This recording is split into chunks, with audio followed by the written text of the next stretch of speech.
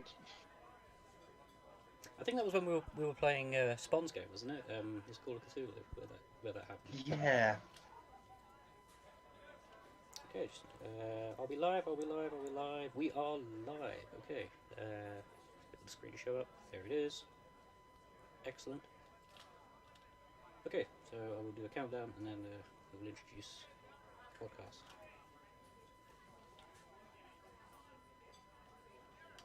And welcome back, everybody, to the latest episode of Two Ashes You Say, the companion podcast to the Phoenix Games Club. I am Nick, your host. Joining me this evening are a small list of members, including Chairman Kieran, Treasurer Andy, as well as our three respective players for what we will be doing this evening.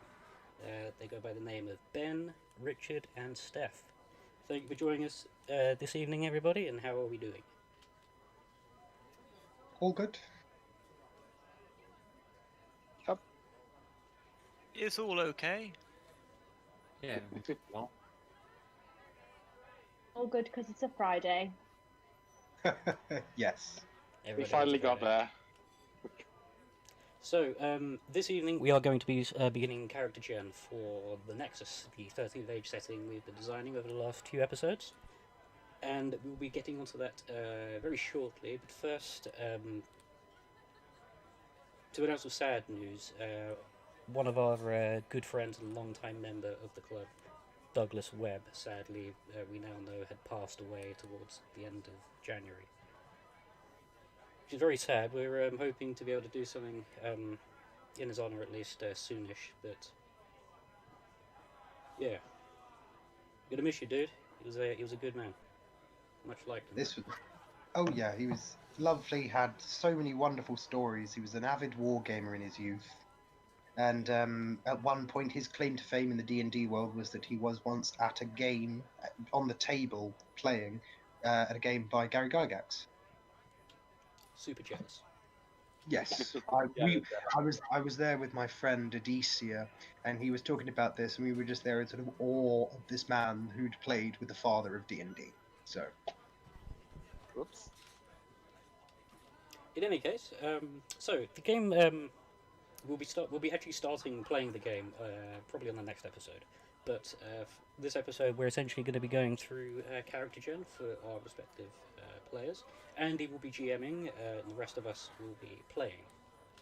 So we'll turn it over to Andy, and if you could get us started. So. Yep. So 13th age, that actually creating characters is super easy. As anyone who's done played Dungeons and Dragons before, it operates on the same sort of principles where you have ability scores, so strength, dexterity, con, etc. And then you have abilities that go on top of that. And these sort of come from class levels.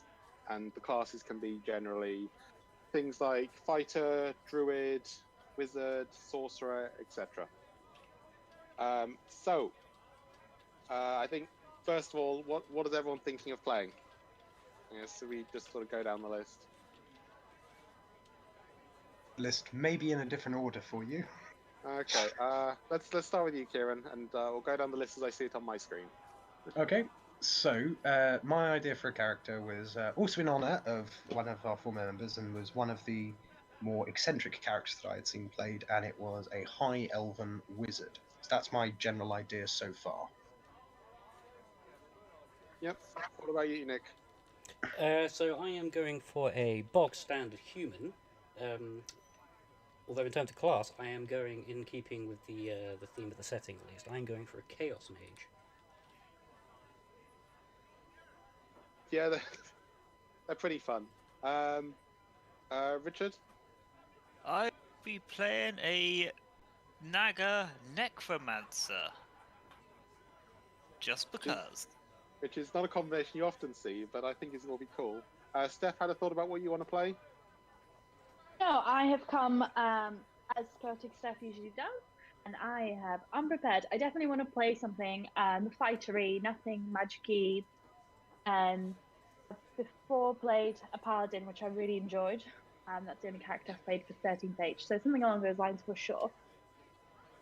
Because what do we have? So we have martial classes. We have obviously fighter, barbarian, monk is one as well. You know about the paladin. What other ones are there?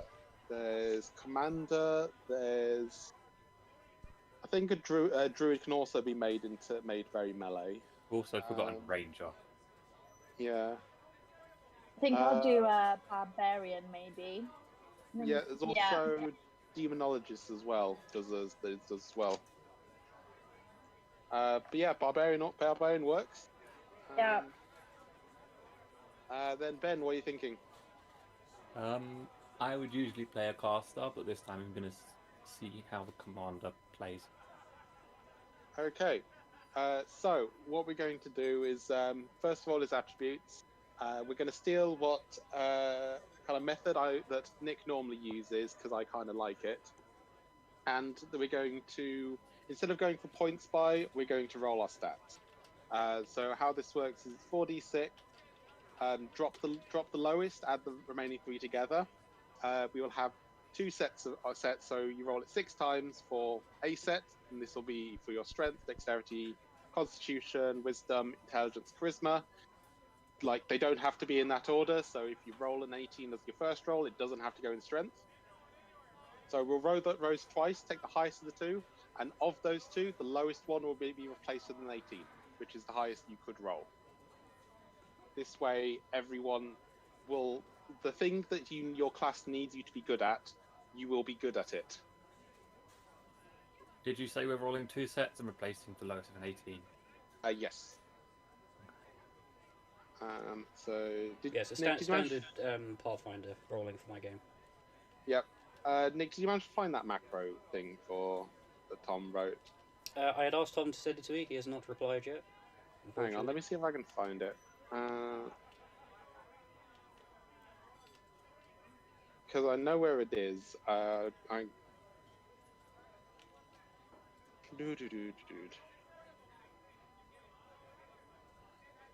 Soon as the loads.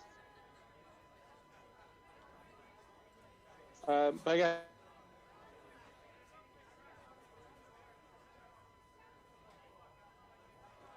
Previously, one of the big things that kind of differentiate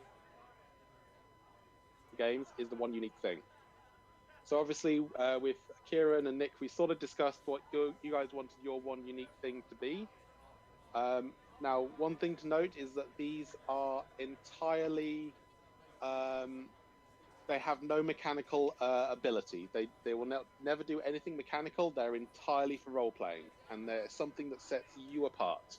And that can be things such as, I am the 100th, I'm the ill-known bastard child of the current ruler, or when I was born, I had an identical twin who shared the same soul, or entirely outlandish, and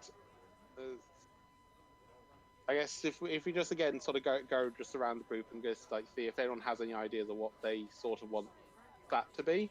It doesn't need to be set. It needs to be set by the time we start the game, but obviously as there's a lot of creative freedom, it's fine for you to kind of go away and think about it. Well, the one I've come up with, at least, is given the rather chaotic nature of the setting in itself, I have come to the decision that my character's hair will change colour depending on the weather, but it wouldn't change in a predictable way. It would just change. You're kind of like a weather vane. It's like, oh, he's changed colour again. So that means the weather's changed, but you can't use it to predict what the weather might be. It's just a thing. It would just be the weather's changed. His hair's changed colour. So mine, which I discussed in one of the previous podcasts we did, which Andy seemed to really was Alexis talks to me. Sometimes it tells me things. Sorry, say that again, Kieran. Well, my one unique thing was the Nexus talks to me. Sometimes it tells me things. Ah, of course, yes. That should be fun and not at all a problem. No. Well, I mean, it's as Andy said. It's not. It's not as if I'm going. The Nexus gives me a +1d4 on all attacks. It's just something thematic that sort of sets a character apart. Yes, I'm looking forward to seeing what the Nexus says to you. I'm Well, not. as in, will you know what the Nexus says to him? It is all in his head. Only he can talk to the Nexus. Yeah. Or she. I think I'm probably going.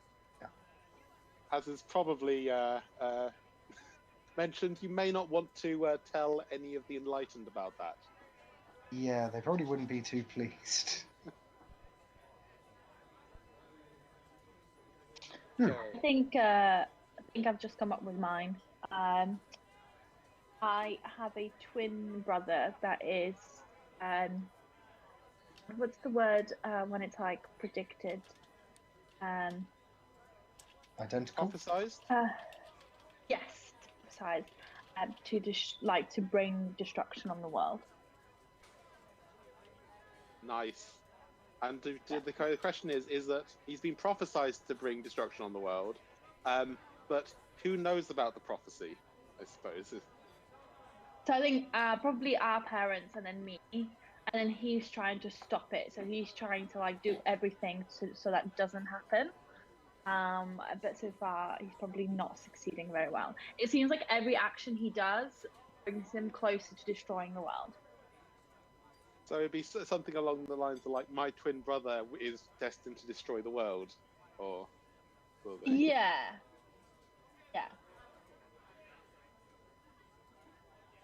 Hope you don't get murder him. Just hope you don't get mistaken for him. Well, that is the thing. Like, if the prophecy gets out, will they know which? Clearly, the World Destroyer. Yeah, that's how we tell us apart, as if I'm currently trying to destroy the world or not. I think I'll play a female, and well, I'm not sure. I think I'll be playing a female, and he'll be a male, so that will tell us apart. But maybe the prophecy. Oh, maybe the prophecy isn't sure. Maybe one of us is set to destruct the world. Yeah, and maybe no one really is knows. set to destroy the world, the other one is set to save it, or some kind of weird dichotomy. Contradicting. And Contradicting prophet. No one can work out which one's which. It's like, is this one going to save the world, or is it going to destroy it? I'm not sure. Should we give the big, powerful, like, ancient weapon to this one, or are we going to regret it later? Yeah. I think that'll be my one. Well, Tom sent me the macro, and I just did so, and it works, which is fantastic. I posted it in the Discord for everyone, so it's essentially a matter of typing /roll and then pasting the syntax there, and it will provide you with your 6 rolls. That you should have asked. I thought when you said macro, I thought it was something that he'd built in. I haven't I come up think it with did any not specifics for me. yet.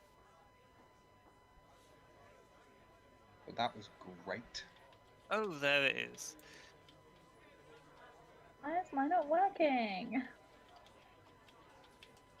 Is there a space before or after it? Maybe that might be it. Yeah, /roll space and then paste. /roll space, then that macro. Space. I didn't have to type it in. Yeah, I didn't have to do it when I did that on my time either. But yeah, it works this way. Alright, I'm taking my second bucket, and I'm going to replace the 10 with a 1, 8 with an 18, not a 1. Yep.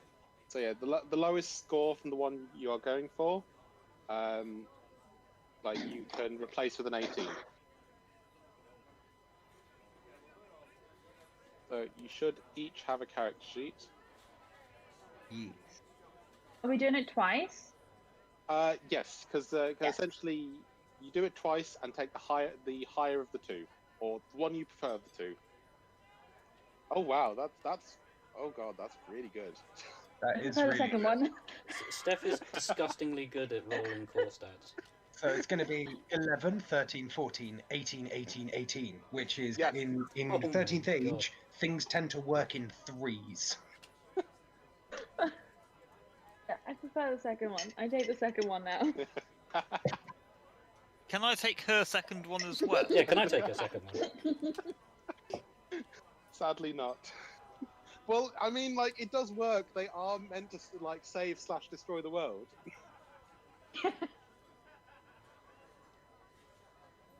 Yeah. One or the other. We'll decide later on in the journey, I'm sure. Maybe the person who prophesied it didn't know and went, if I just do it broad enough. Yeah. You know, like when you meet like carnivore, like fortune tellers and stuff, and they're just making it. You have someone in your past. Yes, we Yes, all have I someone in do. the past. I'm half imagining, like, you like, as a kid, you're like, you and your brother were blessed by some kind of advice, and he kind of got there and was like, okay, so one of these is meant for great things, but I can't decide which. Yeah. Is a Chaos Mage's core stat int or charisma? Let me get to that book, because it is just over. Because so I'm currently using like physical copies. Hang on, I can share the link to True Ways to you, which because we own the physical copy is not pirating. Yay!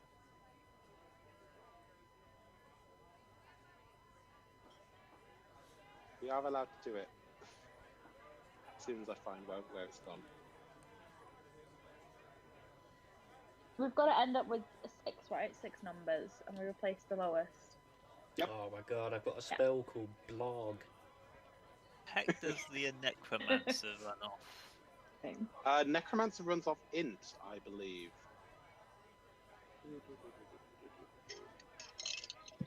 Hang on. I know where to look for it.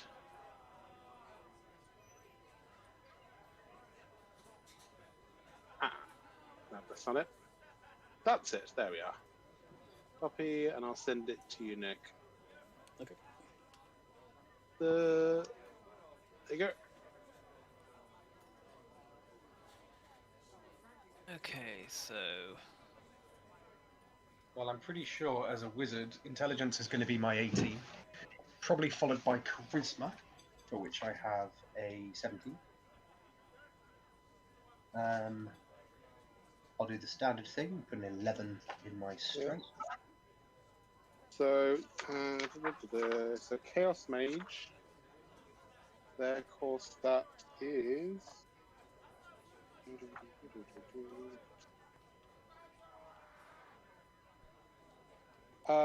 Charisma. It is charisma, I thought so. Yep. Yeah, like a sorcerer. Well, yeah. I mean, you are a chaotic personality, so to speak. Thank you. Okay, so as everyone sort of knows what they are doing class-wise, let's start with the classes, and then we'll move on to the races afterwards. So one of the first things that happens when you pick a class is that it gives you a +2 to 2 stats. So, well, to one of 2 stats, you get to choose.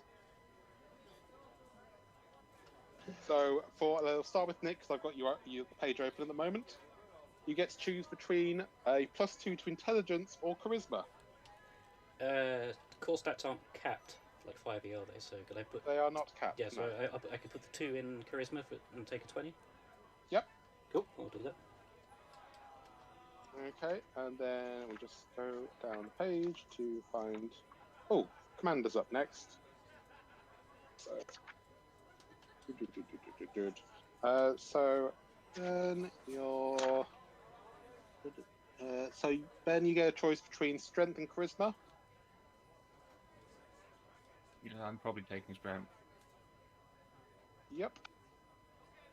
I believe mine is wisdom or intelligence. Yes. I want to say yes. I will probably put that into my intelligence. And the Necromancer is. Necromancer has a choice between intelligence or charisma. I think I would go with intelligence to up it from 18 to 20. Yep, that is fine. That's what I did. Well, And I can't see a guy who spends all the time talking to dead people as very charismatic. well, I mean, maybe the dead people like you. They're weird. Well, they're dead. They don't have much else to talk to. Oh god, Because that must be powerful annoying. choices. It's like, this guy can listen to us, this guy can hear us. They all gather around just naturally. It's like, God. I mean, there's stories where that has been the crux of the thing. It's like, hey, this person can see us. Quick, let's bother him. Isn't that like the whole thing of Ghost, the movie? Where That you've was just actually got- quite funny. Yeah, Okay, where you've got... Steph, you have a Yeah, choice no- between strength and constitution.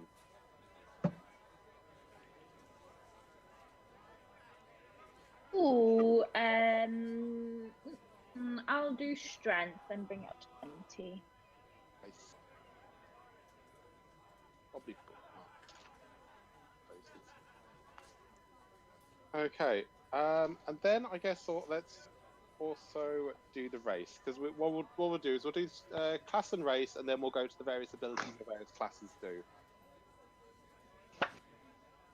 So, anyone have any ideas on what sort of race they want to play? Bear in mind, like, if you have a general idea of it can be almost anything, because if it doesn't exist, we can reflavor existing class to do that.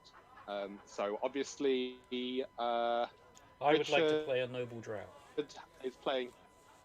Well, there are drow, and you could be have relationship to one of the states, which would technically make you noble.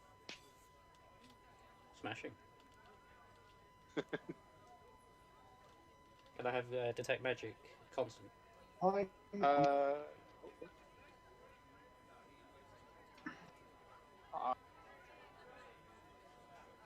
I mean, like, you'll have a buzzing sensation when your skin will change color. That's a sort of detect magic, right? I guess. That's Detect weather. magic, right?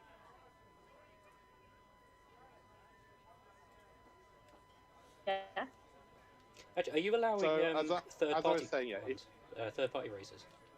As if there is a like type of race you want to play, there do exist like various races in some of the side books in 13th Age. Alternatively, if it doesn't exist there, we can just re-flavor an existing race into it. So as the world is highly magical and highly varied, I am pretty much open to any kind of race. So if you want to play a human, that is perfectly fine. Humans are still good.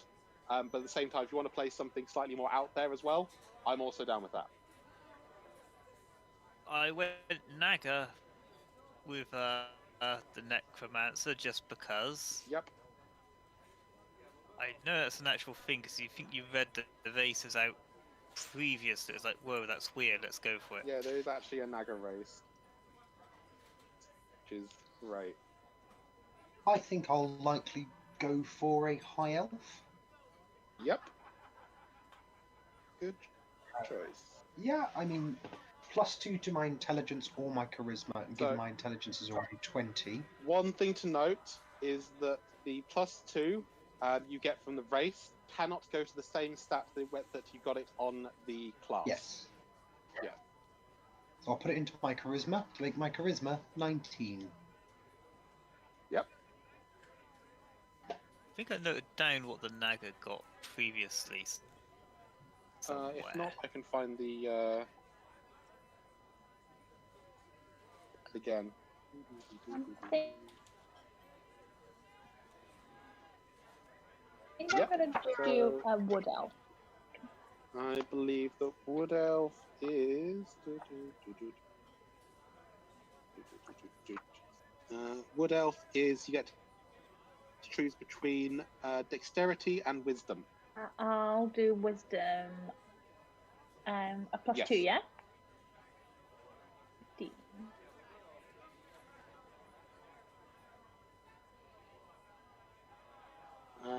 Intelligence or wisdom? I cannot do intelligence as I've already upped that, so wisdom it is. Yep. Or bear in mind, like, you could go back and change whatever the previous one was to the other thing, so you could then take int. Essentially, like, if you come to the point of the character creation where you're like, oh, the choice I made earlier doesn't quite make much sense, I'm fine for you to go back and change it.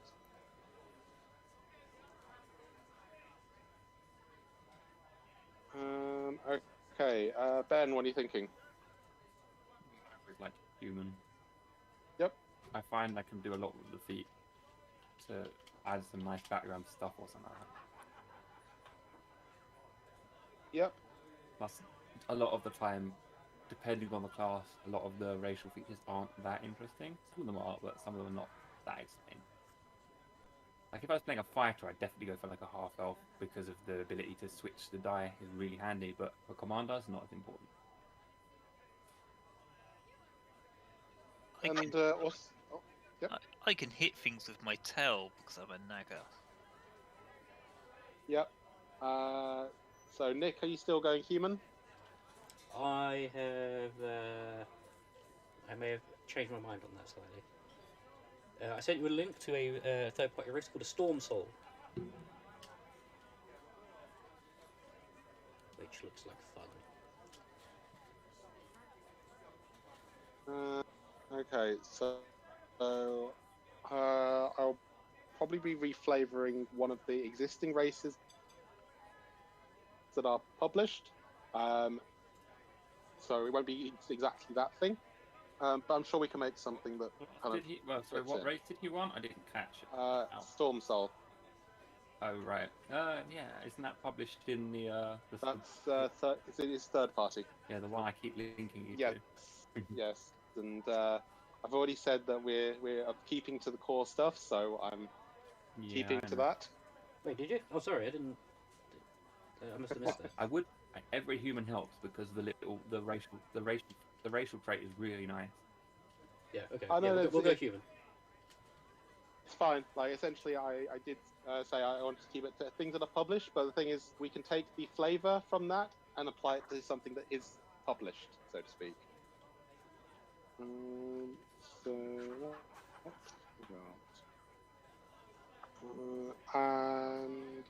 have we got everyone's race? Is there anyone I've forgotten? I feel I've forgotten someone. No, I'll just stick with human.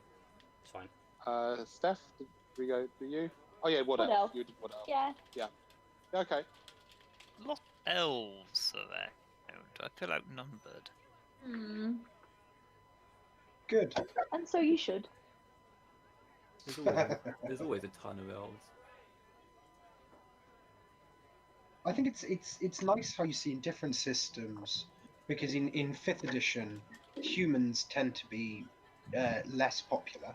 3.5, humans were a lot more popular, just because of the bonus feats. So it's nice to see sort of you've got a variety in a system where people aren't always going for the humans, now go for the elves. In the games I've been in, I find people avoid humans because it's too normal. Too mainstream. Like if you have the chance to play like a one-legged. That's specifically what I like about humans, though, that they're normal, but they drive themselves to being more interesting. I have to say, whenever I play, I am always drawn to the really exotic races. Like a tiefling. I can tell. Well, it was like in World of Warcraft, there's a big problem where they're having there's so many people in Horde and no one wants to play Alliance. Speaking of someone who has been playing WoW for 15 plus years now, yeah, Horde for life. No one likes Alliance, though. For the Horde. They're lame. No one. Well, I think it's because the Alliance. I'm not going to speak up then. Fair enough. Well, it always strikes me the Alliance are sort of the pretty and the lovely and the kind races, and then the Horde, they're the ones going, we just want to survive. I mean, the Horde had the undead, so like that's kind of where they got me. Was undead. Anyway, on a tangent, as we normally do. Yeah. Okay, so let's see. if we just go kind of go for one person at a time, and we'll sort of just have a look at what you get for being that class, and then we'll sort of go down the list, because at this point we just make a note of what things you have. There are going to be choices, so I'll probably primarily go through the choices you have to make and explain them, so you know what the options are, and then we'll just do that one by one, and then afterwards, it's when it comes to sort of powers, you sort of just can have those, and I probably don't need to go through all of them in depth. So anyway, Wizard. 2 Zs. I am on it already. Okay, so I suppose I have mentioned previously, but I'll say it again for everyone who's joining us for the first time here. We will be starting this adventure at level 3. So that will give everyone a little chance to have a few different things they can do, while at the same time not being so high level that it becomes kind of complex. Awesome. Okay, so at 3rd level you will have level spells. You're cutting out there a bit, Andy. Main thing that wizards get though is cantrips, which are kind of like they're like spells that do things outside of combat. I like to say. Yeah. There's one thing about 13th Age is most spells, their primary use is within combat, but this gives you some things where it's just like, I am going to paint a mural on the wall with my magic. So with the spells for wizards, just one thing, as I'm sure you know more than I do with this, with the spell sort of table, is that the spells I learn at that level, or is that just as the spells I prepare and spell slots affect? So essentially those are the spells you know. One thing to note is that you can swap those out between levels, and I think you can also swap them out after a full rest. I think most casters can swap out spells they know. Obviously you can't cast spells you don't know, and you select spells of that level. So for example, you could in the third slot, you could put one that is a first level spell, but has been ranked up to 3rd. That makes sense. Bringing back memories of when I played my cleric. Okay, sure. Okay. One of the main things about wizards compared to the other spellcasting classes is that a lot of their spells are... So spells in 13th Age have usually how many times they can be cast. So some will say per battle, others will say at will, and some of them will say daily, which means they can only be used like once per day. Okay. A lot of the wizard spells are daily. However, they get an ability called Cyclic Spells to try and get some back. I'm pretty sure it's this one. Overworld Advantage as well. So from what I'm reading, Cyclic Spells are those that can always be cast at least once per battle and are only expended in that battle if they are cast when the escalation die is 0 or odd. I'm sure that's a mechanic we'll get onto later. Yep. And the other thing is called Overworld Advantage, which I think is what you were talking about. That's probably the one I'm thinking of. While the wizard is in the overworld, their daily spells become recharged 16 plus after a battle. Yep. The overworld being... I want to call it like the world map almost, but... Not in the Underdark. Yeah. Anyway, so... Yeah. Without, I guess like I kind of rambled a little bit there, but every class for the most part gets talent. Oh yeah. Can I just say, there's a slight difference. Overworld in 13th Age isn't just like overland; it's a specific place up in the sky where the wizards all hang out. Ah. Are we reflavoring that to being near the Nexus? That would make a Yes, lot I of think sense. we are. I think we Because- are. Yeah, because the wizards all hang out in this stupid energy place where they do all their magic and stuff, which is why whenever you're up there, all your spells get to recharge better. I've honestly never seen it because Dan never went there, but it is a major place, kind of like we always did cathedral stuff and like went to the priestess's place. But technically the Archmage has a whole plane to himself as well. But that's what that's about, not just any time you're above ground. Well, there is that big wizard's tower that we came up with that just kind of darts around the Nexus, but not in any specific place. You may come across it, you may not. We'll see. But yeah, I think the closer to the Nexus, or places within the Nexus influence is probably valid for that. All right. So each class usually gets to select talents. These are things that cannot be changed later, so they kind of shape what sort of a class you are playing. So there are 1, 2, 3, 4, 5, 6, 7. There are 7 class talents you get to pick from. You get to choose 3 of them. Okay. Ah, I see. Yep. So the ones we have option available is Abjuration, which gives you extra defenses when you cast daily spells.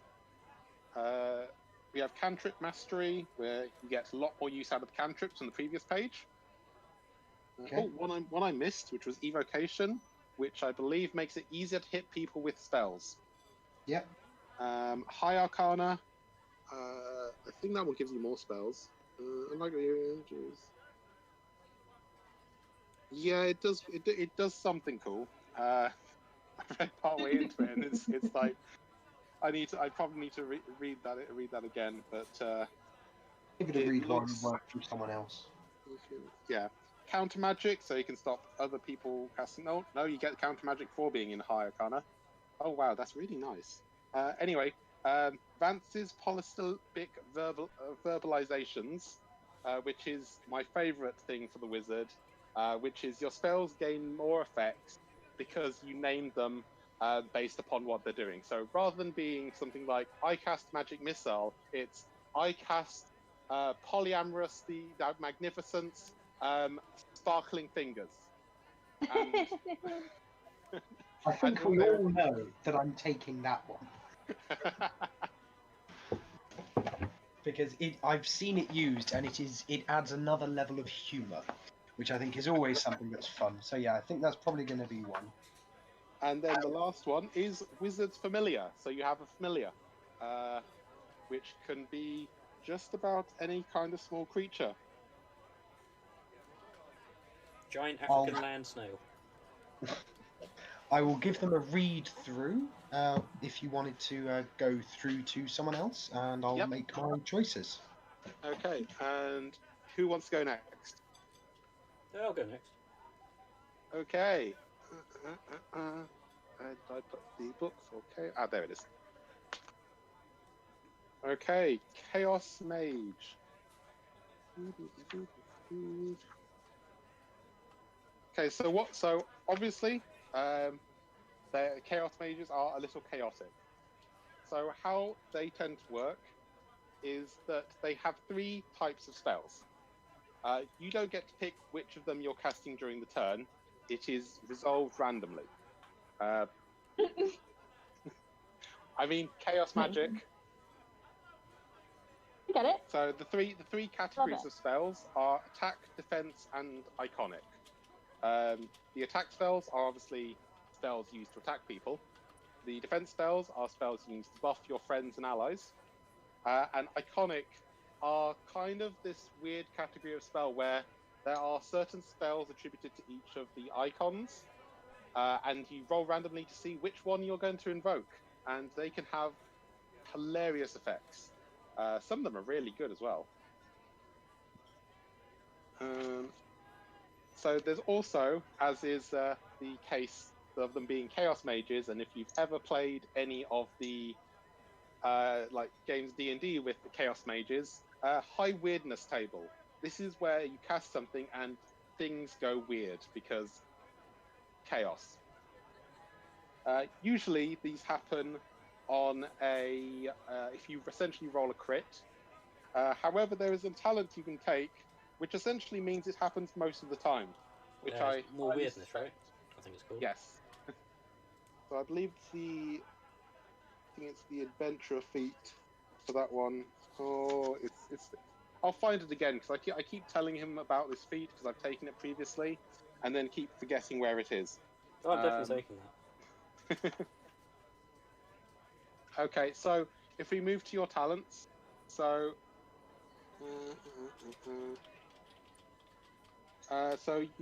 there are 1, 2, 3, 4, 5, 6, 7, 8, 9 talents to choose from. Like before, you get to choose 3. So warp talents. Let me actually have a read of this one because I need to remember what it does.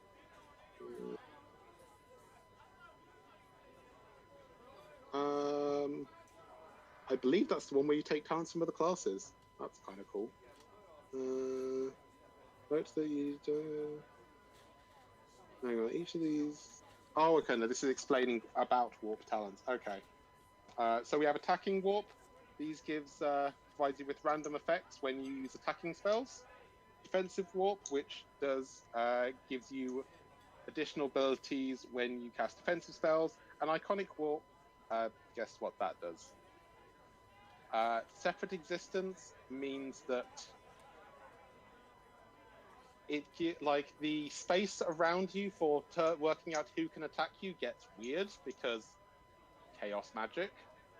So you could be standing next to someone and it's, the person who is across the room is able to attack you and the person standing next to you is not really able to. Stench of Necromancy lets you steal a spell from the Necromancer class. Touch of Wizardry lets you steal a spell from the Wizardry class. Traces of Oh, it's a Divine... random spell. Yes. Ah. Yes. You didn't think you were going to choose, were you? Oh, no. So that one lets you steal from the Cleric spell, and the Whiff of Sorcery lets you steal from the Sorcery class. I'm going to have to think about which ones I want. Yeah, so you get to pick 3. So have a bit of a read of those. And who wants to go next? Who's next down the list? I guess that's technically you. Okay, I will go next. So technically correct is the best kind of correct. It's because I asked, isn't it? Yes, pretty much. By talking, you have nominated yourself. And I didn't know we were in school. Yes, sir. Wizarding school, or adventuring school, or Nexus in school. yeah, you know what I mean. You know what I mean. Okay, so Necromancers are another fun kind of spellcasting class. These ones are actually really cool because they are discouraged from having a very high constitution because obviously they're spending most of their time playing around with the life force of the dead, so probably doesn't bode well for if you're especially healthy. I got lucky there because my lowest stat dice was 10. The perfect number for con. No bonuses, so I don't get any minuses. Yep. So yes. So we will go through the talents. Like as again, you get to pick 3. I think you've already had a look at some of these. Very briefly. So we have Cackling Soliloquist, which was if you spend some time monologuing or cackling maniacally, you get bonuses. Dead Wizard, where you get to steal some abilities from the Wizard. Dead Priest, you get to steal some abilities from the Cleric, I believe. Oh wait, no, this is a different one. Always will undead to speak the truth. Oh yeah, you can talk to dead people. I think I'll definitely want that. What sort of necromancer would I be if I can't talk to dead people? Well, you can always talk to dead people. It's just whether you're kind of like puppeting their kind of responses back, or they're actually speaking normally. Because any good necromancer that their word can be like, "Hi Tim, hello." That's just, hand puppets. We don't do that. We're a better class necromancer around here. Still necromancy. Death knell. Essentially, you can drop when people are on a certain stage of health.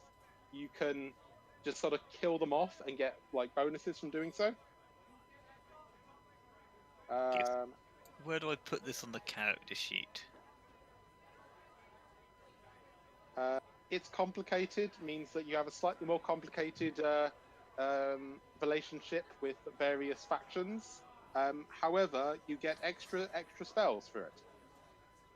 Redeemer, you're not an evil necromancer, I guess. Well, the main thing with Redeemer is that when you're done with the undead, they are quote unquote purified by exploding. It's basically you think you can use undead for the righteous cause. And so they explode at the end of it, yeah. With radiant energy, yeah. Then we have Skeletal Minion. You have a minion who is a skeleton, who is doing your bidding. One thing to note is that necromancy is not outlawed in like our section of Nexus. Like what is outlawed is doing it unlicensed and doing things that would damage the city, but necromancy itself is not illegal, so you don't need to spend half the game hiding the fact you're a necromancer, theoretically. Have you got a license for desecrating necrorps? Yes, I do. Ah, very good. Carry on then. And then last one is sort of dead. You're essentially dead already, but you're not. And you're generally immune to some things because you're not actually alive. You're kind of like an undead necromancer, as the tropes go. So you get to pick 3 of these. Okay, I'm gonna have Skeletal Minion. Where's that other one? Cackling. Definitely the Cackling. You can't go anywhere without Cackling. Bear with me a moment. Remind me to mute you when we actually. That's going to be our. I think the cackling is going to be our danger call. You know, there's trouble over here. Hearken, there are villains over here. What's that, lassie? There's a a boy dead in the well. Yeah. What's that, lassie? Timmy's summoned and dead in the well. Oh, Timmy. Crossed arms. Okay, so barbarians. These are not a caster class. No, that would be No, they weird. aren't. That would be weird. They hit things with a sword, and they're really good at hitting things with a sword. Yeah. So I believe that you get talent. Yeah. So this is one of the few classes where, as they progress onwards, they get more talents. But like everyone else, at the start you start with 3. So all barbarians get Barbarian Rage. It's not that uncommon because the commander gets it as well, and so does the ranger, and I think the fighter as well. It's basically the marshals. Oh. You start in beast. Not really. It's just everyone's picking a wizard, but it's actually quite a lot of the marshals get extra talents, which is quite nice. And the good thing is that the barbarian has higher level talents later, which are cooler ones, whereas the commander you just get to pick a normal one again. Some of these are really good. Yeah, they get pretty good later on. So all barbarians get Barbarian Rage, which is once per day you can start raging, and you essentially roll 2d20 and take the highest. in 5th edition terms, you always roll with advantage while doing so, and if you roll high on both of them, it just becomes a crit, and it is great fun. Nice. So then, like the other things, you'll need to pick 3 adventurer tier talents. I'll sort of go through what they are. So we have Barbaric Cleave, which is kind of the same as Fighter Cleave, which is you knock someone down, you get to hit someone else. Nice. There is Building Frenzy. Essentially, every time you miss someone, you get that much angrier, and which makes it easier for you to hit. Well, when you hit them next time, you do extra damage. Nice. Reflective of real life stuff. We have Slayer, which is when someone is staggered, which you're not already fighting. Staggered means they're kind of around their half health or less. If you decide to go over and make their day rather more deadly, you would do a lot more extra damage to them. Like a lot more extra damage. Jesus hell. Strong Heart, you have a better recovery dice than everyone else. Unstoppable. Essentially, you can declare your attack is unstoppable once per battle, and if you hit someone with that attack, you can then heal using recovery, which is, again, you can sort of get health back that may have been taken off you. And Whirlwind is, I think that's the one way you can attack 2 people at once. Oh, hang on, so... Yep, you can attack 2 people at once as long as you start being engaged with 2 or more enemies. Oh wait, no, you can attack more than 2 people. Oh, jeez. Yeah, you can attack. You take a penalty to your defense, but then you roll an attack against every enemy you are engaged with. Damn. Cool. So, cool. So you little get to read pick of these. 3 of those. Cool. Right, nice. Oh. I think I know which ones I'm going for. Yeah, you have a PDF for book of the things. I'm just on a web page. Yep. Okay. That's a web page. Yeah, I'm gonna read through these while you go through ones with Ben. But I think I know which ones I'm going for. And then onto the commander. This commander is, well, I haven't played one before. These are the ones I know the least about, I'll admit. But commander is a martial type warrior, but as the name goes, they gain the ability to control the battle somewhat. So, you know, you attack that person and they will get bonuses to do so. Like my friend is being attacked, I can then use like my commands to try and lessen the blow. And they excel at kind of navigating the strategic angle of the battle, as far as I understand it. Yeah, it's about right. You can build them to be frontliners or backliners, depending on whether you want to focus on strength or charisma. Yep. And they've got their 2 main sticks is that they have commands and tactics. Commands is what you described, where they spend points to give other people bonuses or to make them do stuff, whereas tactics is kind of like the spells where you do it once a fight and it does something slightly bigger. Actually really interesting, because they're like a melee class or a martial class, I should say, that kind of plays a little bit like a spellcaster while not actually being one. Exactly, yeah. So their kind of big thing, as you've already mentioned, is the command and command points. Oh wow! When you also get them back when you attack things as well. That's the whole point. Is that's how you get them. You get them by hitting things. Or you can also stand at the back and do the other action to get them back, but it's not as effective. So the point is, it's encouraging you to hit things because that's how you get your commands. Yep. So, like, I apologise because I'm probably going to read a lot of these as I try and explain what they do. But you'll get to pick 3, like everyone else. So, armor skills, that essentially will give you better AC because you take no attack penalties for fighting in heavy armor. Battle Captain, Ooh, you can interrupt people's actions to give commands, I think. Yeah, well, that one is one of the ones I'm taking. It means instead of only being allowed to do one interrupt a turn, you can do two once per battle. And the champion feat is you can do it twice. You can use this twice per battle. So it's if you want to command people and make people do stuff, that's the one to take, which is one of the ones I'm taking. Nice. Okay, so combat maneuver. You get a fighter combat maneuver. I'm also taking that one because there's some nice fighter maneuvers. Destined to lead, which I believe gives you better icon dice. Yeah. Yeah. No. When you get roll well on the icon dice, you gain extra command point to last until the end of the session. And then you tell a story related to that icon or icons as part of it, which I always like those sort of talents that lets you inject lore into the world.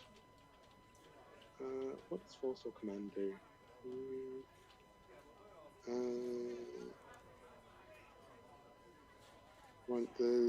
Oh, you can give people bonuses to attacks in addition to whatever the command is. Yeah, it's expensive, but it gives nice bonuses. But you need to have a good way of getting command points. Yeah, and theoretically, if you're in there like stabbing people, that's a good way to generate more. Into the Fray potentially gives everyone either a bonus to initiative or to their defense during the first round, which would potentially be very, very handy in, say, like an ambush or just a fight in general, just everyone attacking faster. Yeah. Martial training is. Oh, okay. That's you have a bigger weapon, essentially, as far as I can tell. Yeah. Oh, Moment of Glory. I think you can modulate other people's initiative, which is pretty cool. And Never Say Die. You can cancel other people's crits against you. That's also really good. No, that's not what it is. It's when you get crit, you increase the escalation die. Oh, okay.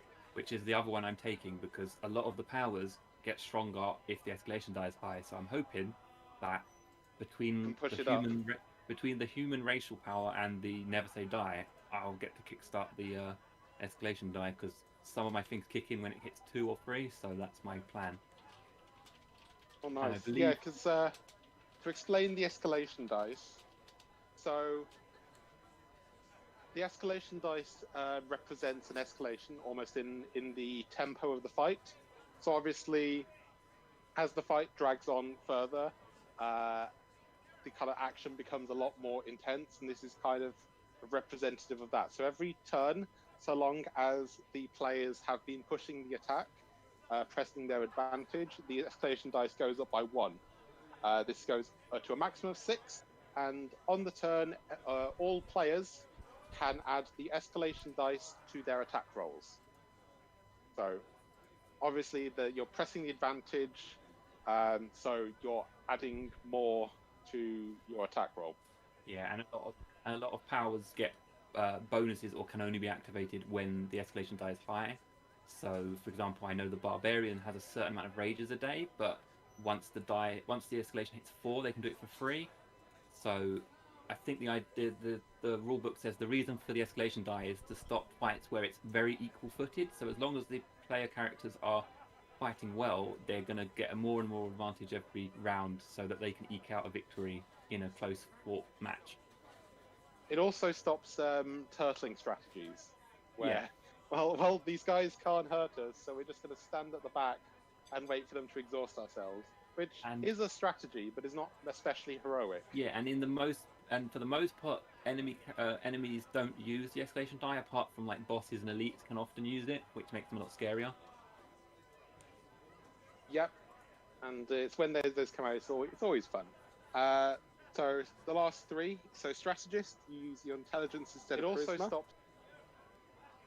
stops. Sword of Victory, when you drop non-mook enemies to 0, you gain command points, or 3 or more mooks. which is another pretty good way of generating command points. And Tactician, which is you use Wisdom instead of Charisma. Yeah, But yeah, and they can be built in multiple ways. And both of the ones that change your stat also have a small perk as well. That the intelligence one is you get 1 command point at the start of every fight instead of starting at 0. And Tactician, you can re-roll your initiative once a day. Nice. So yes, you get to pick 3. I think you've already picked those.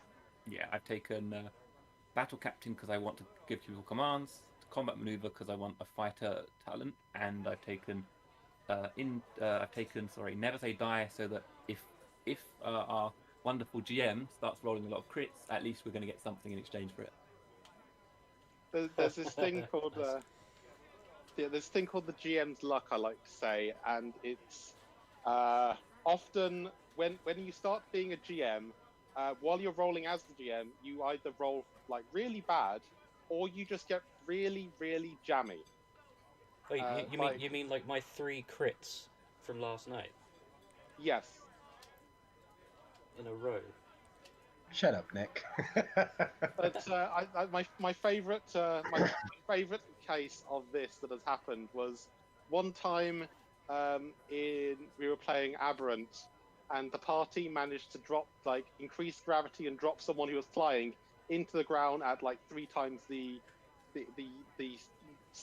speed of essentially 3 times the terminal velocity, and it was like, oh, so you're going to need to roll it was something ridiculous, like 47 dice, bearing in mind they needed like 7 success.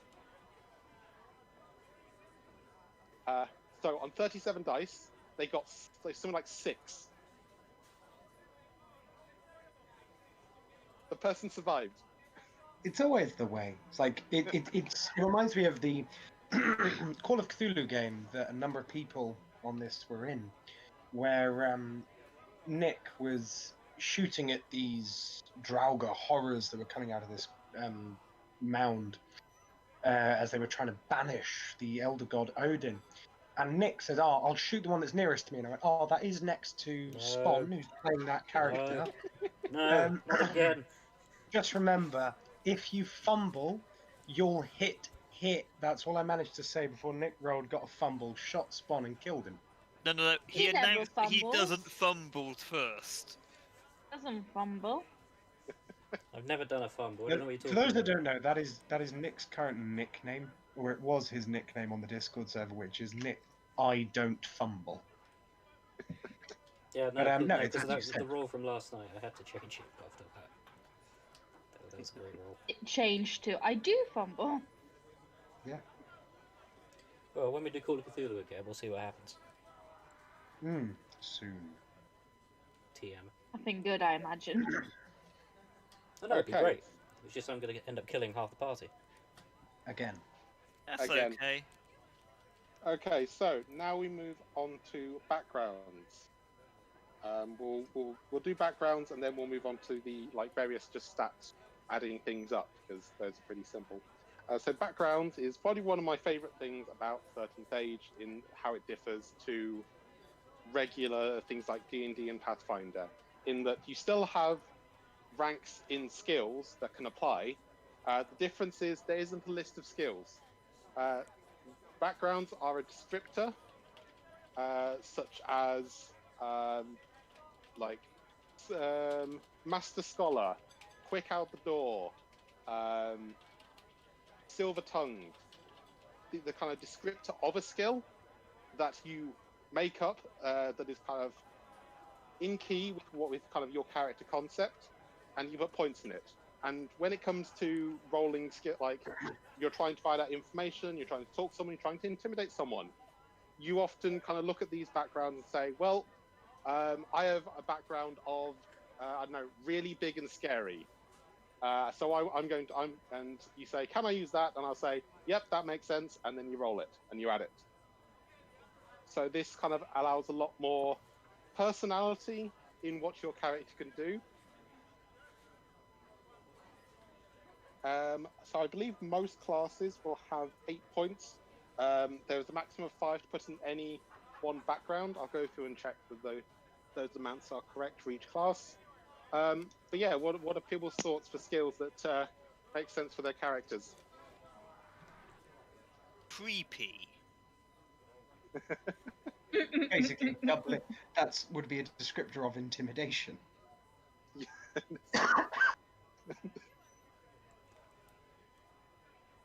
Something athletic, dexterous, mine. Like, You could put I something think like hunter. Citadel renowned sprinter or something like that. Yeah, definitely like hunter, and then yeah, something like a sprinter or something like that. Yeah, those both work. I think mine is going to be in keeping with Vance's see, even I'm messing it up. Vance's polysyllabic verbalizations. I think mine's going to be silver-tongued seductress. Because remember, you can have multiple of these. You have 8 points to spend amongst them. None of them can be over 5. Yeah.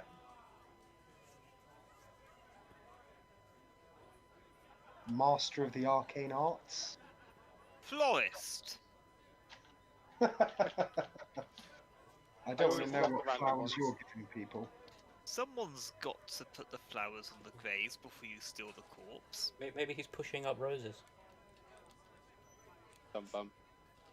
Badoom too. Ba-dum-bum. I'll leave that to gravity. So I've taken further backgrounding as a feat. So I've got Yep. Noble-born leader 5 ranks, and Force of Entropy 5 ranks, just to do with my one unique thing.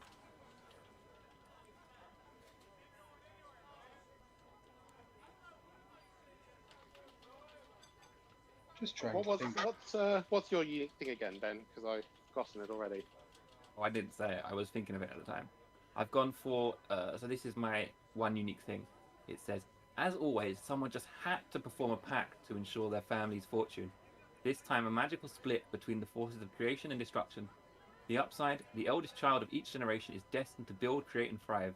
This is a wonderful thing for a noble house looking for its leader in each generation. The downside, the second child is a force of destruction. Best to just point them at your enemies.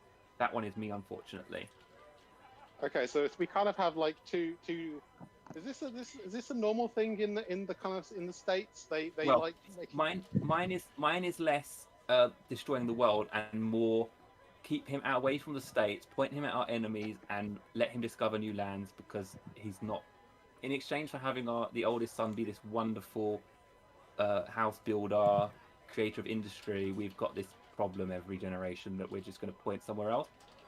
Basically, if you become a baker, your bread will just explode and destroy the bakery, so don't let him work anywhere near ours. Exactly. The things I'm good at is fighting, subjugating people, and destroying wilderness to beat it back. Yep. And that is my birthright, and I'm a bit upset about it. That's my character thing. So I've got Silver-tongued seductress at 2, Master of the arcane arts at 4, and Noble bearing at 2. Nice. Which I think fits, although in honour of Alan, Noble bearing should probably be at 5. Well, you can take a feat to get more of these. It Right. might be an idea. I've gone for Creepy at 2, Florist at 3, Gravedigger at 2, and Medicine at 1. Definitely all of the required things for the profession. It's more or The less. areas Yes. covered, yeah. Take 3 of these a day, and it will end the illness. He'll be dead in 3 days. Well, if it it's doesn't ending end the illness, then I'll come visit again. Pretty much. I'll see you in the morning, even if it doesn't work. Sort of a blend of creepy and healthy. But no, Yes. I I think think I it's probably just creepy. will go for further backgrounding. So that gives me 2 more points. So yes, so I guess one thing. So you will all, because you're level 3, will have 3 feats. if you look through your various abilities and talents in the various section of your class, you will see that there are things that say Adventurer feat. You can spend the feat in that to get that extra ability of that ability. So this is a way to kind of like, if you're planning to use a certain ability a lot, they can upgrade them. Alternatively, like earlier in the book, there are some sort of general feats which is for everyone, which I'll just get a list of. A quick question. My minion can get feats. Does that come out of my feats, or does it have a pool of its own? It comes out of your feats. Ew. It's not having any. They're my feats, not his. He's just a minion. Jeez. That's like, can't you you could attach more feet to him? Tell him to get some more feet, God. The best I can give him at the moment is just setting him on fire. Mm, You could do some I cool don't know if things he'll with him. like that. Because oh yeah, there is a lot of choice of these you can give. Yeah, you can set him on fire. That is rather funny.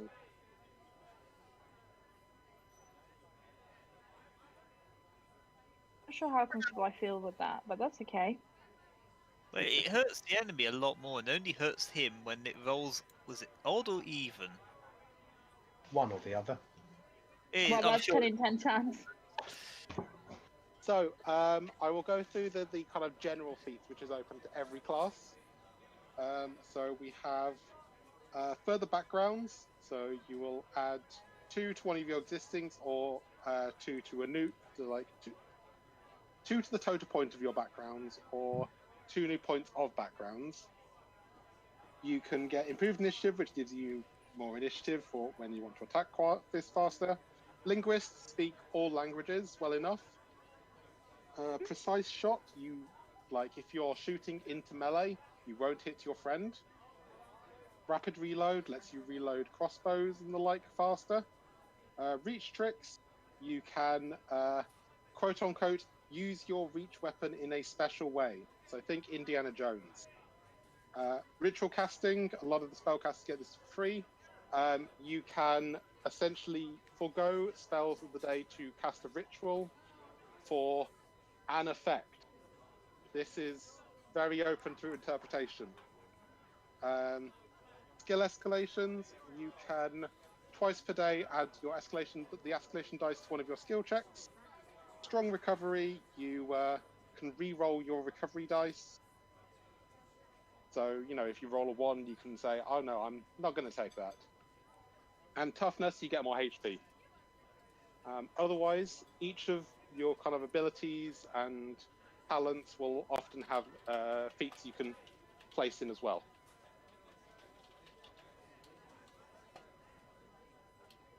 Right, well, I'm going to upgrade my cackling laughter so I gain temporary hit points when I laugh like a maniac. Would you like to demonstrate for the audience? Actually pretty good. Cacao, cacao. Caca. Caca. Okay. You guys would make terrible necromancers. I think I'd make an awesome necromancer, thank you very much. It's a bit of a dead giveaway. I think you've got the creepy part down. Thank you. Which is good at being creepy. I'm gonna upgrade my building frenzy so that I get an better damage die. I have taken further backgrounding and increased my Silver Tongue Seductress to 3 and my Master of Arcane Arts to 5. I have taken Linguist and improved initiative.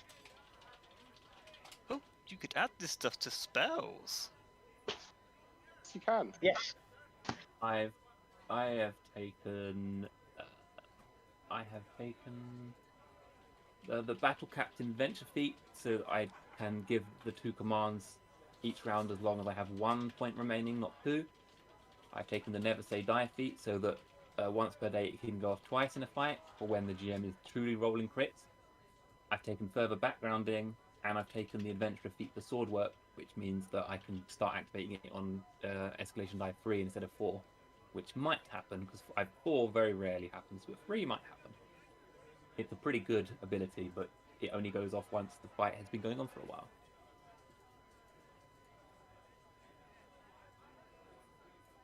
Dick, how are you doing? It's coming okay. Just Nick? I'm just reading through the feats. Already? I wasn't meant to do that till tomorrow. That's Yeah. okay. I'll just add him to my collection. Reminds me of a guy in the lab. Like he always, like something will fall or stuff, and his phrase is just, "Ah, I almost died there." Okay, I think- I'm Andy. just imagining that with your character, Richard. Yes. Reanimate someone, Yes, and then they just go, "Oh, that almost killed me." you're right. It did almost kill you. Totally.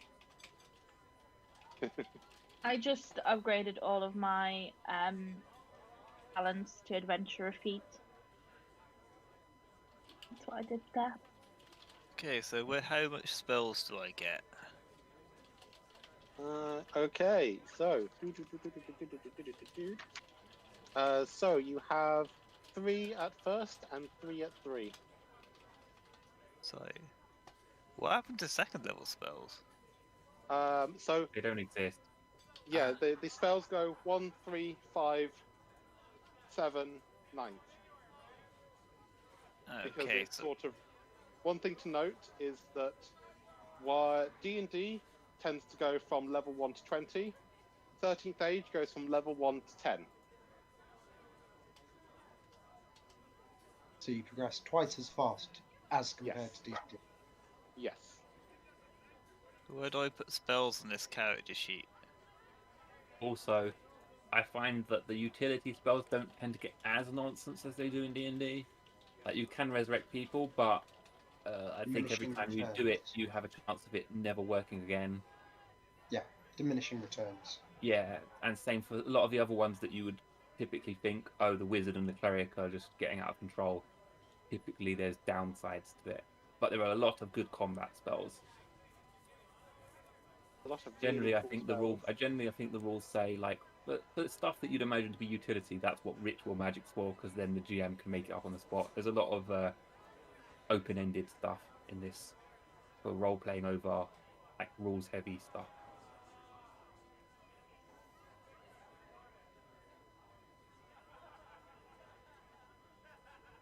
Which I Some of honestly them do quite like. I'm the sort of person who likes rules heavy, but 13th Page did win me over. I think, was it a guy who worked on 5e that made I think Fourth. he- fourth 4th edition, Yeah, right? it's 4e, Yeah, I so he think. took the combat, didn't he? He took the combat of 4th edition and then added more role-playing elements because I played a bit of 4th edition and the combat's really good, but there is not a lot of role-playing opportunity, especially for 0 characters. role-playing opportunity. There's even a section in the book which is how to play without a GM.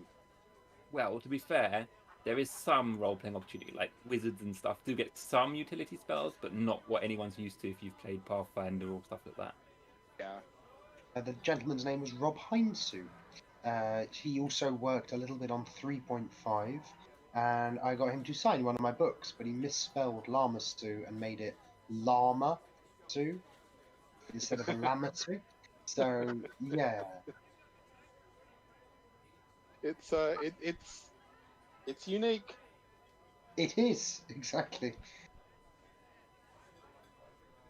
Okay, so I've picked my 3 level 1 spells. They're gonna be fun. Has anyone taken linguist? I have. Welcome back, Nick. No, I've been here this whole time. I've just been reading. I've been super absorbed in there.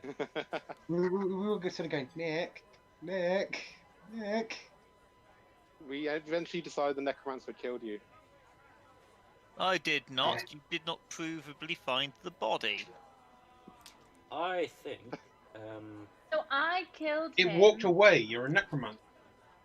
I killed him, and the necromancer then made him into an undead. Lies and slander. You cannot prove anything. He's standing next to you, looking perfectly healthy.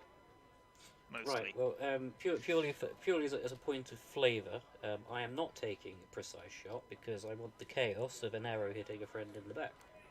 Thanks. So it will definitely not be happening.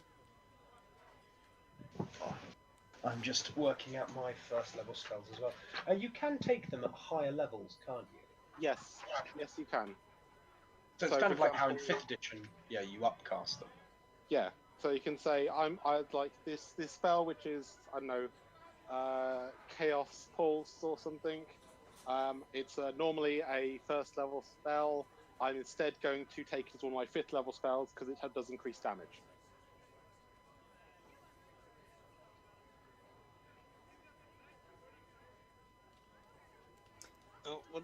What did you end up going for your talents, Nick? So I have chosen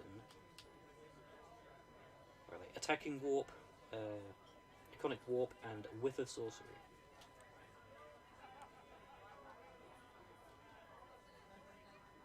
Very fancy. When it comes to picking the feats, can I take one from, for instance, Trace of the Divine, even though I haven't taken that? But can I take the Adventurer feat? You have to take the talent. So You have to essentially, take you it. can. Thought so. Yeah, you have to take the talent to get it, so to speak. I'm probably going to take the feat for Whiff of Sorcery because that's really good.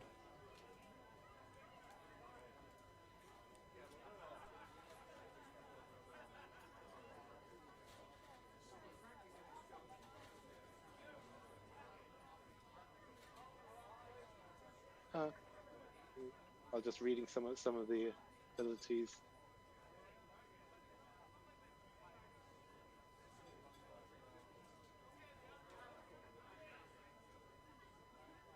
Okay, so is everyone done with the feats, or No, I'm still working on the spells, and they don't seem to like feats. Yeah. There doesn't seem to be any non-spell related feats for the Necromancer. there are feats in your talents. I'm pretty sure. Yeah, I've Yeah. got the feat list open. There's nothing here for Chaos Mage either. Well, the thing with Chaos Mage, there should be for. So Chaos Mage, there is a Adventurer feat for your attack spell. There is one for your defense spell. Each, essentially, when you put a feat into the iconic spells, you instead pick. I think it's like 3. Hang on, 1, 2, 3. You'd pick 4 icons that it applies to. Just because that otherwise, if you're putting 1 feat into a thing you never roll, it's going to be a bit terrible. Yeah, because it's called Blood of Warriors or Light of the High Ones and Twisted Path. Usually it's like based on alignments, but because we've messed around with the icons, if you take a feat in it, just pick 4.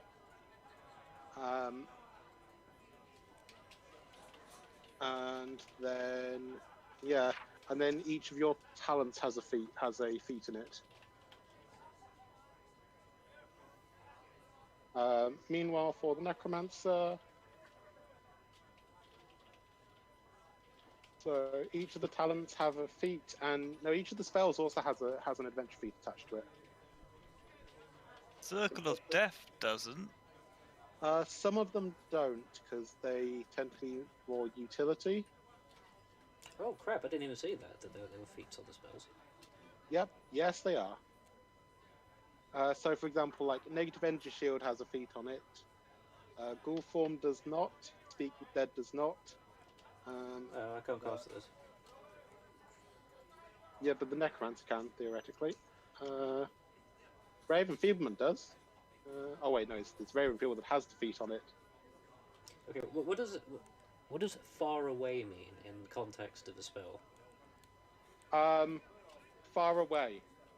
Because Force Tentacle, the Adventurer feat is you can now target far away enemies. So So that's basically- essentially ranged. So think of it in Pathfinder terms where you have touch, close, medium, long. Far away is long.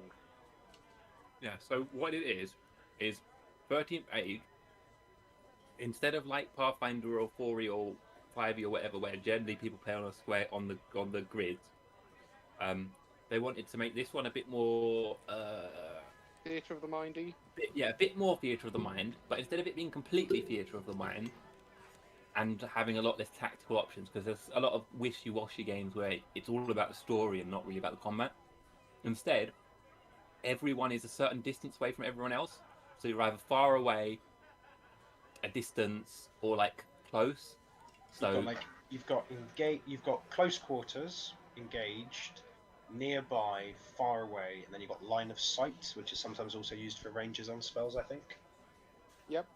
exactly. So you want to be, as a caster, generally not close to the melee enemies because it will end badly for you. And I think most spells provoke at close.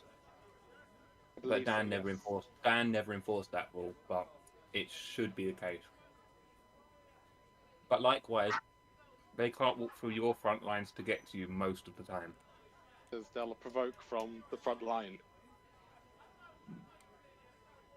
And you probably don't want to try and provoke an attack of opportunity from the Barbarian, because they will just kill you. Probably. I like this one. Terribly spiky armor.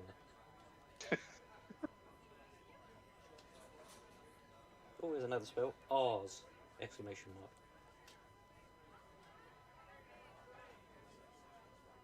Oh, is that the from the Iconic? Yeah, and there's also a spell called Yours.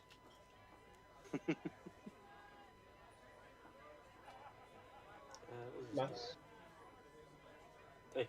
Target can heal using recovery. And ours. Target can heal using a free recovery, adding hit points to 1d6. Because when escalation die. Oh, cool. each of the so to speak talents are like attack, defense, and Iconic.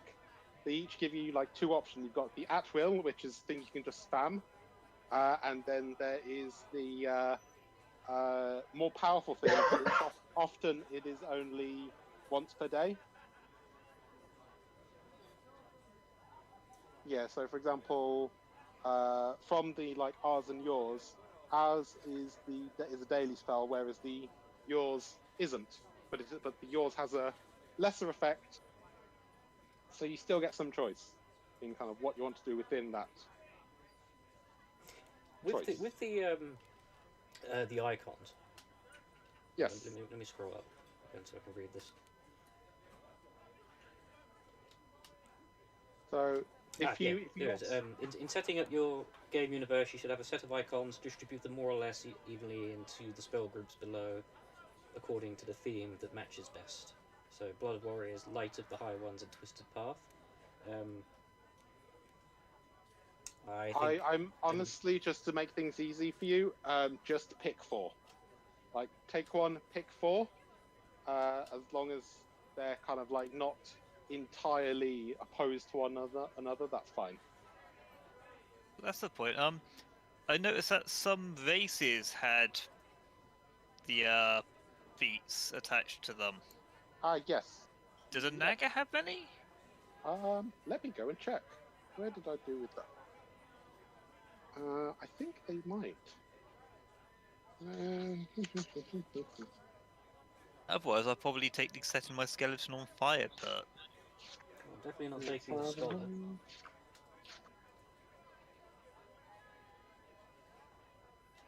Here it is, the Marauder. That's my guy.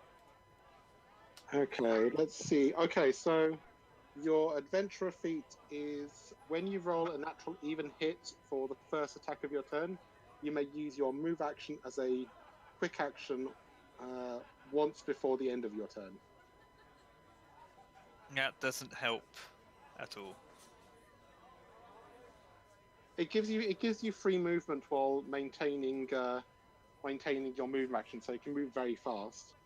Yeah, but if I'm laughing, I'm using my move action to just hold my belly as I giggle manically. Yeah. I guess you could make your cackling a quick action instead when you roll a natural even hit. Though I guess you would be cackling before you attack. I also think let's see, cackling, standard action. Okay, move action.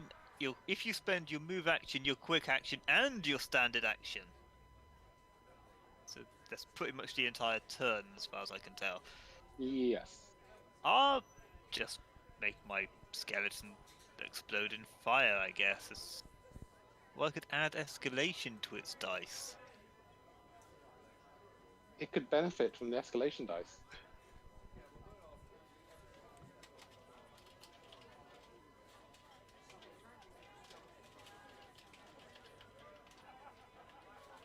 Oh, that reminds me. I was going to look up potential races that might fit for Nick. Oh, it's all good. I've just gone with a human. Okay, you sure? Yeah, that's fine. There are a couple that have been published in books.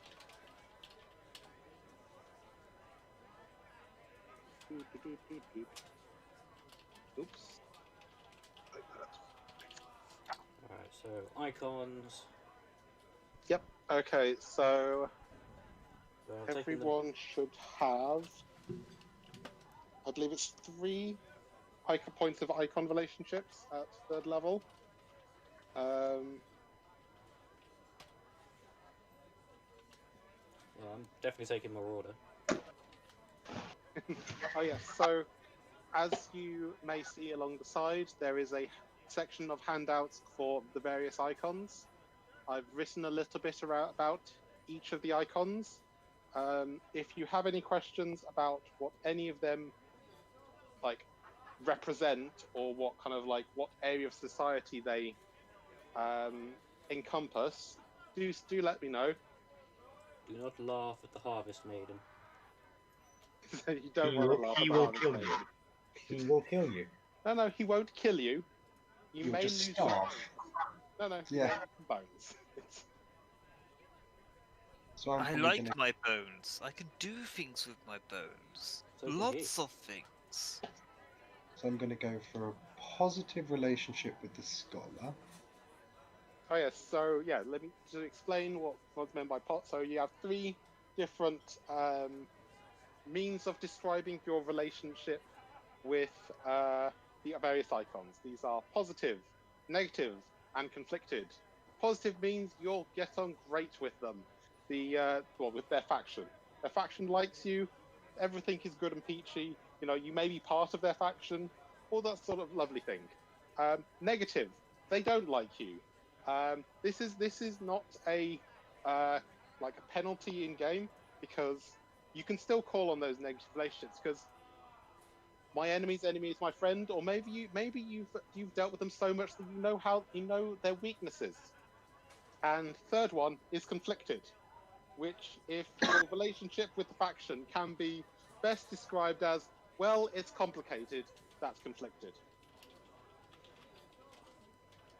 Okay, as a necromancer, it advises the Lich King, but the Yes, Marauder who replaces the Lich King does not sound very undeadish. So the thing with that is that you probably want some kind of relationship with one of the magic icons, which I believe off the top of my head is the Scholar, the Marauder, and the Enlightened. I guess technically the Lord of the Sky, if you want to gain power from actual monsters, but that would be a bit weird.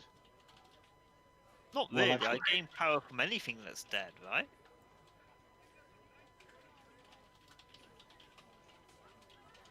So it's positive, negative, and complicated, right?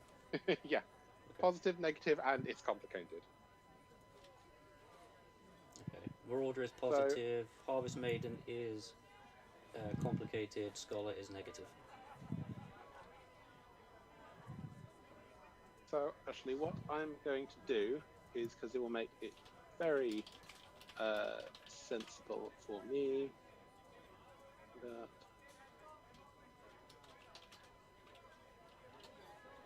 I've done my 3. Likewise. if you can fill in your various icon relationships into the icon handout, because that will let me see what everyone has, because that way I can make sure the story is shaped towards that. What do on the character sheet? Where on where it says iconic relationships? What do I put in the little number boxes either side of it? Because right now I've got Marauder and it says 1. I don't know what that means. You might have a relationship with 1. Hang on, let me look at your sheet. So, oh yes, because you can get more relationships. So, for example, if you want a better relationship, you have 3 points to spend. 2 points can be spent into the same icon, so you can have a relationship of 2, which means you have a better relationship. These can go. These ratings go from 1 to I believe 5. Mine are done and added into the icons sheet. But they can't go more than 2, I guess. Is that what you're saying? For now? No. Well, as in you have 3 points. You can shove all 3 points into one of them. I think it just Oh, cool. limits Right. your versatility. 3 into the Marauder. Which, as a Chaos Mage, really, I shouldn't have a good relationship with the Marauder, right? Because that's not Chaos. Well, the Marauder is pretty much chaotic magic. He's all about the free use of magic, not regulated. Because the Scholar is all about regulated. Magic needs to be free, man. Yeah, like me. I might, however, recommend you have some kind of conflicted relationship with the states or blind beggar or some reason you haven't just been kicked out of town. I've got +1 with the Scholar because magical learning. I've got a conflicted relationship with the Marauder because why? He's great. The next, because sometimes he is at odds with the Scholar, who is all about control of magic, and I pride myself in control of magic, but then the Nexus speaks to me. So I think the Marauder sort of embraces the gift of the Nexus. So I kind of accept it, but I'm also wary of it. And Kieran, one thing I might allow, which would be hilarious if you do want to go for it, is you can have a relationship with an icon of ? Say no to that. Oh. What rating of the relationship? This is when you say like 5 or something. No. You can put points into it, so to speak, if you want. Okay, I'll remove the Marauder and just put it as ? then. Yep.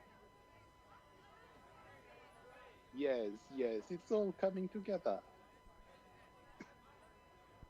And I should probably put the relationship as ? as well.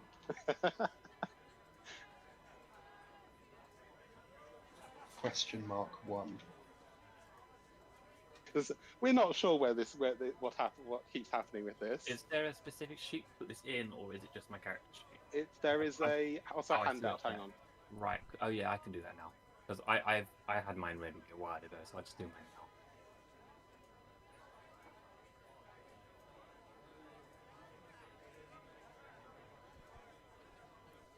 So as someone who's pointed at things to claim them for the state, I've got conflicted with the state because they use me, but they don't really like me.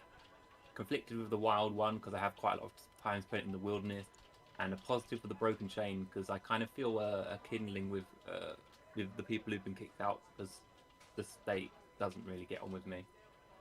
Yeah, like it's one of those cases where it's like the state probably doesn't like you. At the same time, you're still part of a state, so you're still technically a noble. So they can't. I'm part of a noble house which hasn't disowned me. They're trying to get the most use that they can out of me, and I have brought in land for the state, but the state doesn't really want me hanging around because that leads to problems.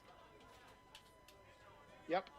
One thing I will want for those that have relationships with the state is like a name of the state that they have a relationship with, and if you want to like make up stuff about what the state does or what their kind of place in Citadel is, you are open. You are free to do that. There you go. I've updated it with much nicer formatting than someone else.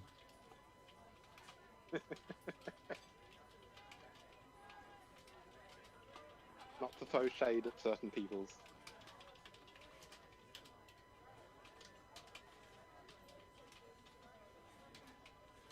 So, Richard, what are you thinking for icons then?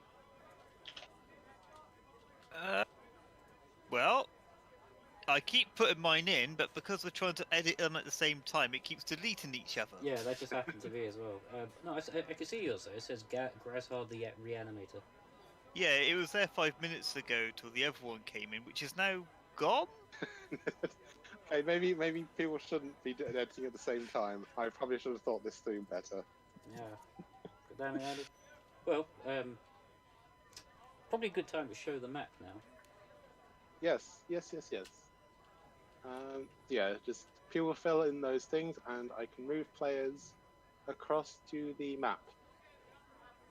But yeah, I went for Scholar positive 2 and the Harvest Maiden conflicted 1 because I am a doctor. You are a doctor indeed. I like how you worded that almost like a question. I am a doctor? But yes, this is the first draft of the map. It is subject to change. One thing to note is that a lot of the rivers, especially closer to, as they get closer to the Nexus, are not exactly land rivers. No. Okay, where is the Nexus? The Nexus is the big tower in the middle, in the hazy area. Okay, and where is the floating islands we're on? I'm going to be making a token for that and placing it where it currently is in its orbiting path around the Nexus. Awesome. And where did you steal this map from? Nick made it. Yeah. Wait, what? Nick made cool. it. Incarnate, for those that are curious. And what about that boat in the top right-hand corner? Does it just dock there for all eternity? No, it's an illustration. Yeah, I'm going to remove that. But yeah, there's yeah, I didn't steal this. What you getting at, boy? Read this map. I just like the idea that there's always a boat there. It doesn't move. They're just might be a there. It might be a wrecked boat, and also considering the scale on the map, it's a very big boat. So, well, there are wrecks distributed in some parts of the map. Oh, that's actually quite funny. Actually, we built this boat. It's too big to sink because it touches the bottom of the water, so it can't move. It's but like it the can't grand sink. opening. It's like the grand opening. They throw the champagne bottle, they let go of the things, and so it slides down the thing and hits the ground and just stops there. And they're like, huh. We may have not thought this through.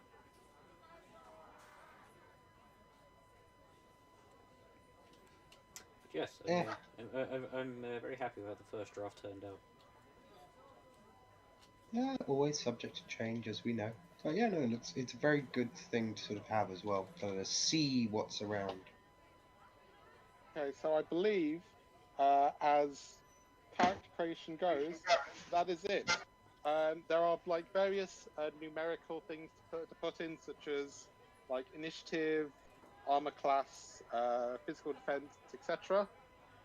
Like they will be detailed in your various like class section how to calculate them. So if you don't want to, I can go through and do that between like now and the actual game. I believe most of that has already been done, with the exception of the base that needs to be set for your physical defense, mental defense, and AC. Yeah, it's mostly just kind of stat calculation, which is kind of like it's just stat calculation. I don't know how to do it on this sheet. There's a cogwheel in the top right-hand corner, and if you click that, it will unveil an options section where you can set your base AC, PD, and MD, as well as your base hit points, that sort of thing, and your initiative mod, for example, like me, if you took the initiative feat. Oh, it just hit that when I push it. That was already up. Huh. I just don't know what all the numbers mean. Okay, well, I can go through that because that is what I do. And again, there's no spell book or place to put any real Probably- amount of fight in. Yeah, I think just put that in like the notes section. Yeah, it's not the greatest character sheet in the world, but yeah, whatever. You can just do this as well, where you can put in the descriptions, which is what I've done. And you can set it on the right-hand side of the character sheet. Yes, Steph, if you want to go, that's fine. Like we're pretty much done with character gen. Nice one. I'll try and figure out the base things that you were just talking about on my own, but Yeah, well, Yeah, even, my eyes even are if you going don't, funny. even if you don't, I'll probably have a look at it some point during the week and just check all the stats are worked out. And if it's not there, I'll fill it in. nice one. Alright, well, thanks very much. This is very fun. I can't wait for our first game. Have a Yes. good weekend, everyone. Yeah, thanks for coming, Steph. And you, Steph? I'll see you all when I see you. Yep. See you all soon. Cheerio! Speak soon. Bye.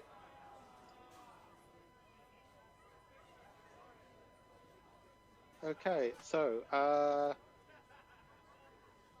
your initiative then is based on your dex mod plus level. That's kind of easy. The armor class starts off at 10, and you get the middle modifier of con, dex, and whiz. So whichever, not the highest, not the lowest, but whichever one's in the middle. The mod of the modifier. Yes. Pretty sure mine is done. And then you add your level on top of it. Physical defense is then strength, dex, con. You take the middle again. Same affair. Your base for mental defense starts at 11. That's pretty cool. So I add in the perks and all that nonsense to the bio section, because that's the only place to put huge amounts of fight in. If you're doing that on the right-hand side beneath basic, like your melee and ranged basic attacks, you can add in others. So you can set the number of uses, the action it takes, the range, the targets, you can set the attack. So for example, I can do it as intelligence based versus PD, and if I... Oh, where did I put it? I click this. Yeah, as Nick's just done.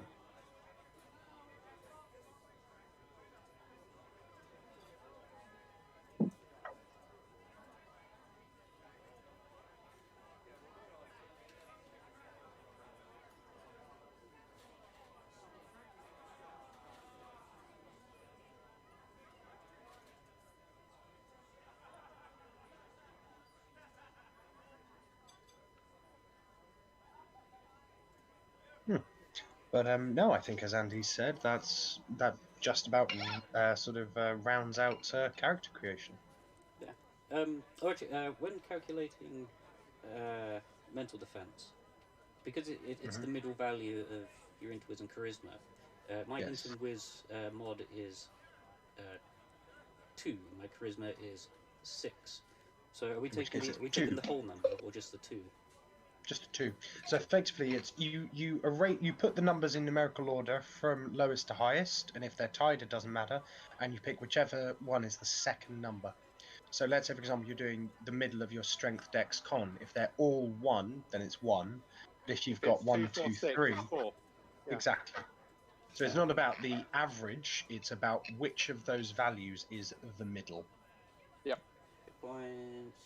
It makes it infinitely harder to power gain Yeah. your stats higher. Yeah. Well, your derived stats. Yeah. Yeah. But no, it's a fair point.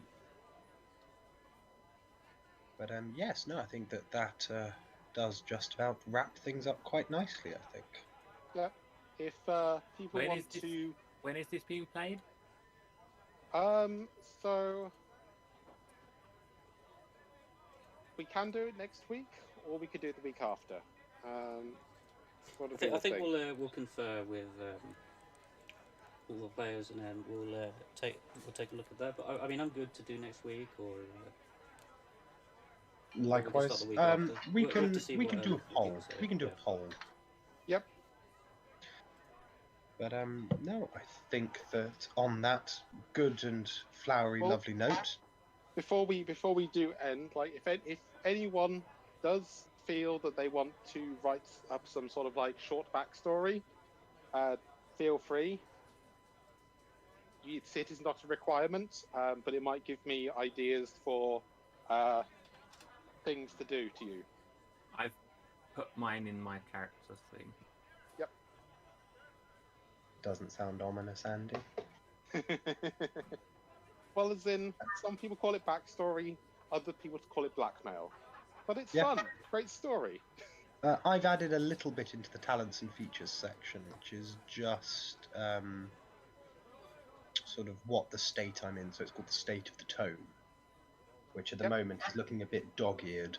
But scholars and teachers for those in the Citadel busy themselves with recording the history of the Citadel and the study of magic in its controlled form. Feel So free. one thing I've been doing with some of the NPCs I've been creating for the state so far is that Yep. they tend like the surname is their state, so it's like you, for example, it would be I don't know, Ariella Ariella Tome. of, or well, it would be more Ariella of Tome, because Tome is the name of the state. Okay. I like that. And it And also means people at a that, glance. It also then means that people that are not part of a state don't have a surname. So you sort of it's kind of almost very, I want to say, medieval in that regard. So only rich people have surnames because Well, it's people also are not- it's similar to how in some countries the surname of a person can tell you a hell of a lot about them, namely their family lineage.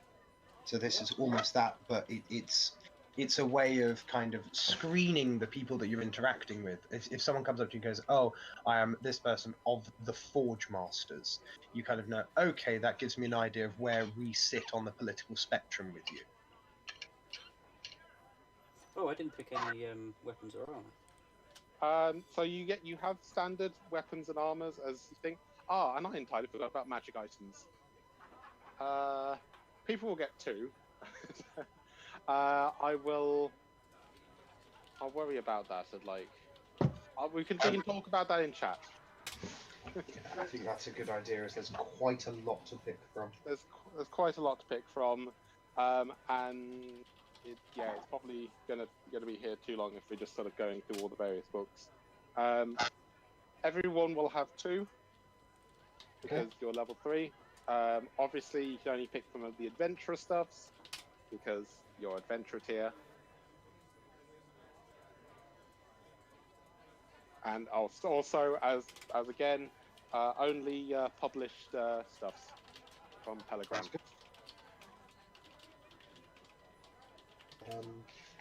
I think on that note, we shall call this podcast to an end. Yep, I am in agreement. Alright, so, thank you for listening, everybody. This will be uploaded directly to the YouTube channel, as we are doing now, because it is way more convenient. And yeah, I think we've gotten past the fumbling and causing of having to re-air some parts of our conversations. We can fumble with the best of them. Yeah, we can. But let's Nick can. let's Nick try doesn't not to. fumble. No, I don't fumble. What you on about? I don't know. Stop. This slander. I do not accept such slander anymore. Yes. Right, I'll see you guys later. Alright, Ben, thanks for coming. Mm-hmm. Ta-ta. I shall likely be headed off shortly as well. Alright. Cheerio.